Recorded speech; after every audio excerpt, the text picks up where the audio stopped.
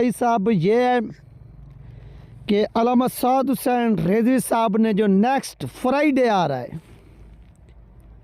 अच्छा इस पर उन्होंने कॉल दी है कि आप लोगों ने क्या करना है, मुल्क भर में जुम्मा के रोज़ सड़कों पे आना है और एहतजाज करना है। सुने आप बात, गौर के साथ आपने सुननी है। इजरायली प्रोडक्ट के ख़िलाफ़ बाइकाट करने की ये बात होगी। और ये हाईलाइट करें। दूसरा, पाकिस्तान का जो निगरान वज़ीर आज़म है, जूते पालशिया मालशिया एस्टेब्लिशमेंट का पालतू, उसको बिठाया गया है ARY न्यूज़ के ऊपर। ये ARY न्यूज़ आप जानते होंगे, ये एक वसीम बदामी होस्टिंग करता है, प्रोग्राम में वसीम बदामी करता है होस्टिंग। सही। तो उस जलील आदमी ने ये कहा है कि इसराइल को कबूल करने के मामले पर ये पाकिस्तान का निगरान वज़ीर आज़म कह रहा है कि कही हुई बात, कैद आज़म की कही हुई बात हरफ आखिर नहीं, उनके ख्यालात के ख़िलाफ़ जाना कुफ्र के ज़ुमरा में नहीं आता। याद रहे कि पाकिस्तानी एस्टेब्लिशमेंट इसराइल को तस्लीम कराने के लिए गुज़श्ता कुछ अरसे से सरगर्म है। मेरा अपना आइडिया भी यार ये है कि इमरान खान को जो लाया गया ना, वो हम आपस में पहले भी डिस्कस कर चुके हैं। जो हमारे नाज़रीन सुनते हैं, आपने अपने ये मैंने जो 2-3 क्वेश्चन किए, फिर 2 आगे कर रहा हूँ, फिर आपने जो ना वो तसल्ली के साथ जवाब देना है। जो मेरा अपना आइडिया नंबर 1 के इमरान खान को जो लाया गया था, वो नंबर 1 पॉइंट इनका ये था कि गाजी मुमताज़ हुसैन कादरी को नवाज़ ने दी है फांसी। वो किसी भी सूरत आसिया मसीह को रिलीज़ नहीं करेगा, नहीं छोड़ेगा, क्योंकि अगर उसको दोबारा इक़्तिदार में लाते हैं तो उसके लिए ये करना उसकी आखिरी यानी सियासी मौत होगी। नंबर 2, इमरान खान को लाने का मकसद इसराइल को तस्लीम कराना था। अब आप जो है ना वो बारी बारी जो है ना रोशनी डालिए। नंबर 1 ये साद रिजवी साहब जो एहतजाजी जो उन्होंने वीडियो पैगाम दिया, इस पर पहले डालें। जो बाइकाट करने से क्या फ़ायदा होगा, या आवाम के अंदर TLP का क्या यानी पैगाम जाएगा, ये थोड़ा हाईलाइट करें यार। ये सबसे पहले ये जो काकड़ जो वजीर आजम है, हाँ। मतलब ये अनकॉन्स्टिट्यूशनल वजीर आजम जो है पाकिस्तान पर मुसल्लत काकड़, जी, इसके बयान की जितनी सख्त मुज़ाहमत की जाए वो कम है। इसके बयान पर जितनी पेशाब किया जाए वो कम है। अच्छा अच्छा, देखो बात बीच में रुक जाएगी। अच्छा भाई, जो उसने देखो कायदे आजम जो है वो पाकिस्तान के फाउंडिंग फादर हैं। यही तो वो हमें एक गाइडलाइन दे गए हैं कि वो हमें निशानदेही कर गए हैं कि भाई आपका जो दुश्मन है वो कौन है। ठीक है ना। देखो, जो इसराइली जो पहला उनका वजीर आजम था ना, बेन गोरियन, जी, उसने अपने कनेसेट में खड़े होकर ये कहा था कि हमें अरबों से खतरा नहीं, लेकिन जो अरबों के दोस्त हैं ना, हमें उनसे खतरा है। और उसने जो स्पेसिफिकली निशानदेही की थी वो की थी पाकिस्तान की, क्योंकि उसके अल्फाज थे कि वी आर आइडियोलॉजिकली इक्वल, कि ये जो दोनों रियासतें हैं ना, ये नजरियात की बुनियाद पर कायम हुई हैं। सही है। जो हमारी रियासत है वो है रियासत दीन के नाम पर, इस्लाम के नाम पर कायम हुई है। ठीक है ना। इसी तरह जो यहूदी रियासत है वो यहूदियत की नजरिए की बुनियाद पर वो कायम की गई है। बिल्कुल। तो इस बुनियाद को मद्देनजर रखते हुए जो बेन गोरियन था उसने ये कहा था कि वी आर आइडियोलॉजिकल इक्वल। ठीक है ना। तो वी आर राइवल्स। ठीक है।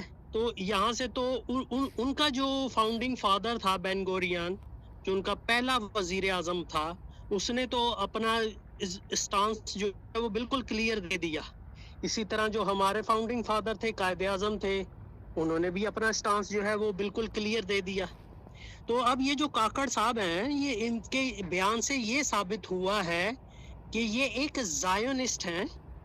ठीक है ना। थोड़ी सी मैं जायोनिस्ट की आपको तशरीह बता दूं। जायोनिस्ट वो तंजीम भी होती है, इंडिविजुअल शख्स भी होता है या और ग्रुप भी होता है। वो ज़ायोनिस्ट उसे कहते हैं जो इसराइल की क़याम और उसकी बका के लिए पॉलिटिकली, फाइनेंशियली, मोरली हर तरह की उसको सपोर्ट दे। तो काकड़ साहब के बयान के बाद ये बात साबित हो गई कि काकड़ साहब प्योर ज़ायोनिस्ट हैं। ठीक है, इसमें अब दूसरी राय नहीं होनी चाहिए, क्योंकि उन्होंने कहा है कि जी हमें 2 स्टेट सॉल्यूशन जो है वो हम उस पर एग्री हो जाएंगे। ठीक है भाई, 2 स्टेट सॉल्यूशन पे आप एग्री होगे तो इसकी क्या गारंटी है कि कल को इसराइल जो है वो एक्सपेंड नहीं करेगा, वो अपनी टेरिटरी जो है वो उसको एनहांस नहीं करेगा, बढ़ाएगा नहीं। बात मेरी समझ रहे हो आप? मैं समझ रहा हूँ, अगर समझ कल रहा को वो हूँ। अपनी टेरिटरी जो है अपना जो वो उसका बॉर्डर डिफाइन ही नहीं हुआ, आज तक उसका बॉर्डर डिफाइन ही नहीं है। जो यहूदी रियासत है उसका बॉर्डर डिफाइन ही नहीं हुआ वो आज तक कि उसकी बॉर्डर लाइन कहाँ है। ठीक है ना, जैसे हर इस दुनिया में इस वक्त जितने भी ममालिक हैं उन सब की एक बॉर्डर लाइन है। बिल्कुल बिल्कुल। आपके पाकिस्तान की भी एक बॉर्डर लाइन है, इसी तरह दुनिया में जितने ममालिक हैं उन सब की बॉर्डर लाइन है। लेकिन ये यहूदी रियासत वाहिद दुनिया की रियासत है जिसकी बॉर्डर लाइन डिफाइन ही नहीं हुई हुई। तो कल को अगर वो अपनी टेरिटरी को एक्सपेंड करता है, वो यहूदी रियासत अपनी टेरिटरी को एक्सपेंड करती है और वो जो उनका जो प्रोजेक्ट है जो जिस पर वो बड़ी तेजी से काम कर रहे हैं वेस्ट बैंक में, जिसे जुडिया और समारिया प्रोजेक्ट है, जो वो इलाकों को एनेक्स कर रहे हैं, बड़ी स्पीड से कर रहे हैं। ठीक है ना, तो वो टेरिटरी गेन करते जाएंगे तो उनका जो बॉर्डर है वो एक्सपेंड होता जाएगा। तो आप कैसे डिफाइन करोगे 2 स्टेट सॉल्यूशन को? आप इसको कर ही नहीं सकते। कल को जब वो प्रॉपरली एनेक्स कर लेगा, वो यहूदी रियासत प्रॉपरली वेस्ट बैंक को और गाजा को अगर एनेक्स कर लेता है तो आपके पास जवाब ही नहीं होगा कि आप उसे अपने जो डिप्लोमेटिक टाइज हैं वो आप उससे मुनक़ता कर दो। आप कर ही नहीं सकते, क्योंकि आपने उसको एक्नॉलेज कर लिया, आपने उसको एक लेजिटिमेट राइट दे दिया कि हाँ जी हमने आपको जो है तस्लीम कर लिया as a state, as a legitimate state. सही हो गया, ठीक है ना, ठीक हो गया। तो आपने अपना स्टैंस जो है वो मार दिया। वो जितनी चाहे टेरिटरी गेन करता जाए, कल को वो कहेगा भाई ठीक है वो बॉर्डर वो हमने एक्सटेंड कर लिया तो फलस्तीन की रियासत ऑटोमेटिकली वो डिसअपीयर हो जाएगी। तो आपने तो एक उसको कबूल लिया, ऑलरेडी कबूल लिया। अब आप अपने एक जो है वो स्टांस से स्टेप बैक हो ही नहीं सकते। ठीक है ना, तो ये बहुत टेक्निकल टर्म है, इसको समझने की बहुत अशद ज़रूरत है कि ये 2 स्टेट सॉल्यूशन की आड़ में अगर उस यहूदी रियासत को तस्लीम कर लेते हैं, ठीक है, कल को वो अगर अपनी टेरिटरी बढ़ा लेता है, गेन कर लेता है, इलाकों पे कब्जा कर लेता है, ठीक है, तो आप उसको कैसे जस्टिफाई करोगे? आप उसको कैसे कंडेम करोगे कि भाई नहीं तुम ऐसा नहीं कर सकते या ऐसा नहीं कर रहे?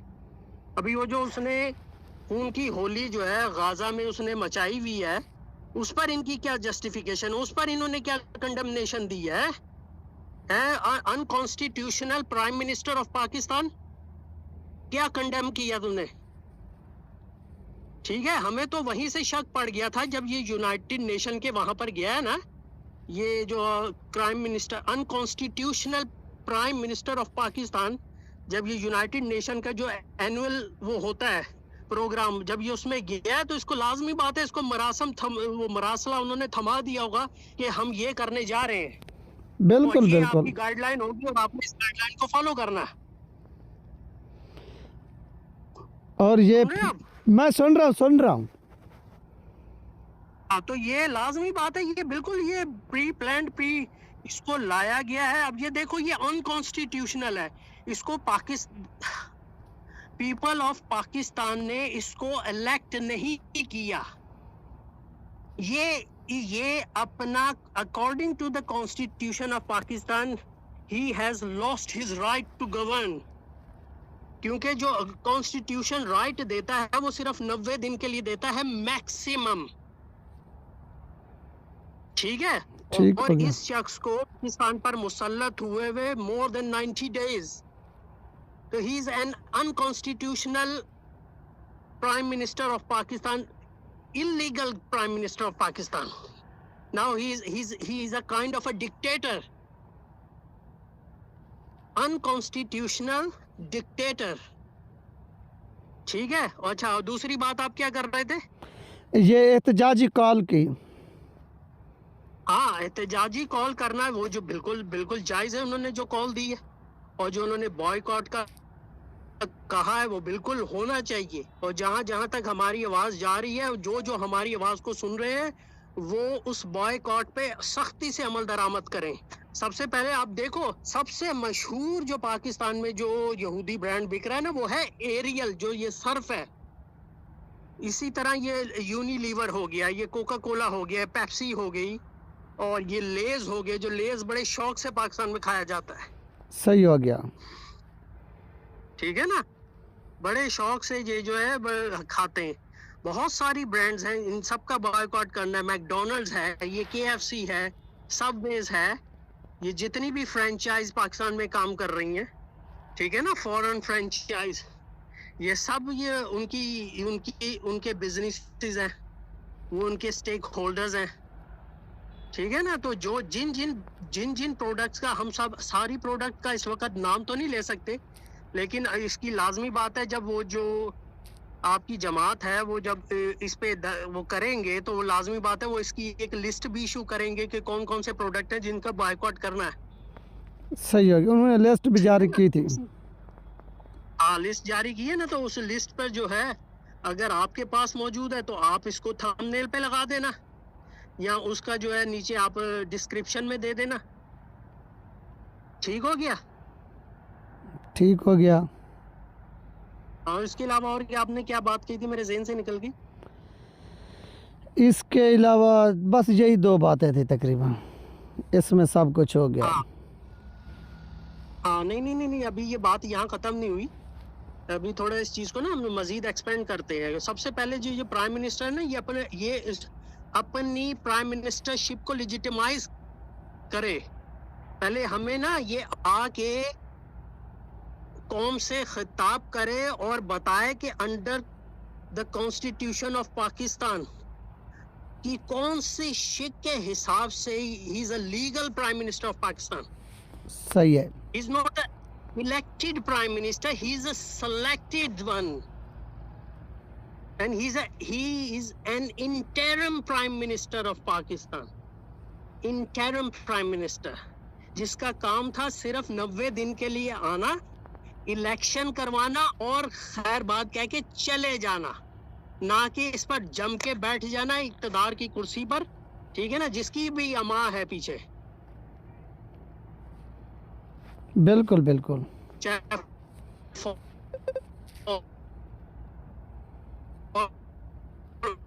फॉरेन इसमें क्या कहते हैं, इसको ना मानी चाहिए काकड़ को। Shame on you Kakar, shame on you. सही हो गया। तेरी हिम्मत कैसे हुई ये बात करने के लिए? तो नजरियाती, तो तेरा नजरिया क्या है? हम दो कौमी नजरिया की वजह से हमने इंडिया से अलहदगी इख्तियार करी, हमने अलहदा मुल्क बनाया। बिल्कुल कल को बिल्कुल। हमें ये कहा जाए कि इंडिया से इल्हाक कर लो, नवाज शरीफ जैसे खड़े होकर जो पहले ये बकवास कर चुके कि ये जो हमारे बॉर्डर के भी ये लाइन है, इस लाइन को मिटा देना चाहिए क्योंकि हम भी आलू गोश्त खाते हैं और तुम भी आलू गोश्त खाते हो। ऐसे ऐसे गद्दार हम लोगों पर ये मुसल्लत किए गए हैं। तो कल को हम उस नजरिए को भी रद्द कर दें, क्योंकि वो भी कायदे आजम की ही थ्योरी थी, दो कौमी नजरिया। अगर किसी को याद नहीं तो कायदे आजम एक जगह वो लेक्चर दे रहे थे, तो एक हिंदू स्टूडेंट ने खड़े होकर उनसे सवाल किया था कि आप ये अलहदा मुल्क क्यों चाहते हो। तो उन्होंने, उनके पास एक गिलास पानी का पड़ा हुआ था, उन्होंने वो पानी पिया, फिर उस हिंदू स्टूडेंट को बुलाया, उससे कहा कि इस गिलास में से पी, तो उसने नहीं पिया। तो कायदे आजम ने फिर यही कहा था कि इस वजह से हम जो है तुम लोगों से अलग हैं, इस वजह से हम एक अलहदा रियासत का कयाम चाहते हैं। तो कल को ये बदबख्त ये लोग खड़े होकर कह देंगे नहीं जी वो क्योंकि कायदे आजम का जो फरमान था वो कोई कुरान और हदीस तो है नहीं, इस वजह से तो उसको चेंज किया जा सकता है, इसलिए हम जो है वो यूनिफाइड कर जाते हैं इंडिया के साथ। सही हो गया। ठीक है ना, तो ऐसे बदबख्तों को अपना मुंह बंद रखना चाहिए। Are you listening illegal prime minister of Pakistan? Unconstitutional and illegal Prime Minister of Pakistan. You have no right to govern over Pakistan or Pakistani people.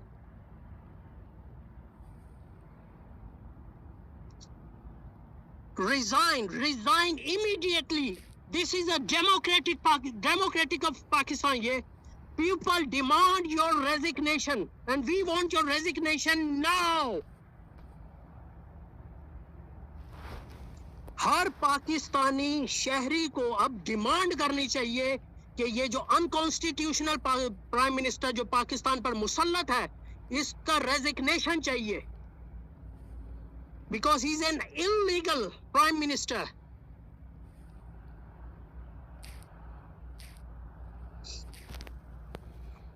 ठीक हो गया? ठीक हो गया। हाँ, यही डेमोक्रेसी की रूह है। Democratic of Pakistan, Republic of Pakistan. Democracy की तो यहाँ पर कोई बात ही नहीं करता। यहाँ पर तो हमेशा इस मुल्क को जो चलाया गया वो डिक्टेटर्स ने चलाया। अब ये एक डिक्टेटर हम पे बिठा दिया गया। कोई शक नहीं है इसमें।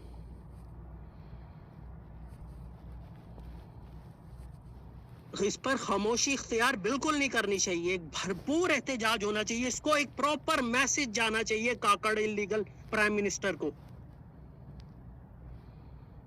बिल्कुल बिल्कुल।